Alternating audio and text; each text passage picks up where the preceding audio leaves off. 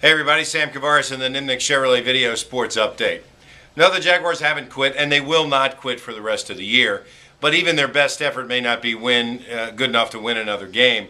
They face New England at home and 2 road games this coming week against Miami and the end of the year against Tennessee. Neither of those teams are going anywhere, and New England is already clinched, so hard to say who will play in that game. But when you look at the Jaguars, you can look at one guy and kind of determine, well, this is kind of a microcosm of what's going on. Kevin Elliott made the football team as a rookie free agent. He was the last guy that was going to be cut, but instead had enough in the preseason to get the job done.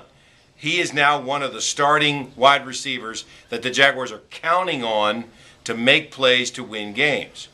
Well, it's unfair to ask a guy like that to come in and become a superstar overnight.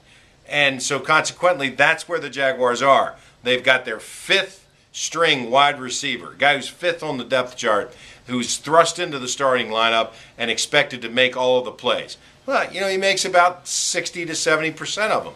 But then there are times where he drops or misses blocks or runs the wrong route or whatever.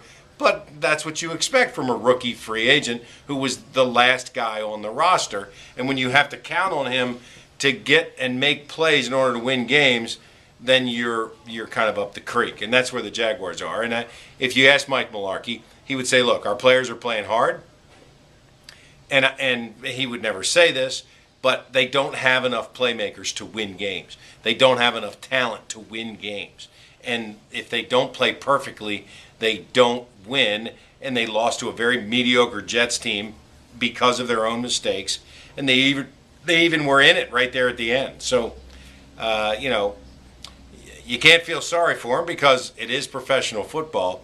But you do wonder about whether the losing overall with a new owner is going to cost a lot of people their jobs, whereas if something like 6-10 or some improvement might have, given Shad Khan hope that, hey, next year they're going to be better and then in year 3 they're going to contend.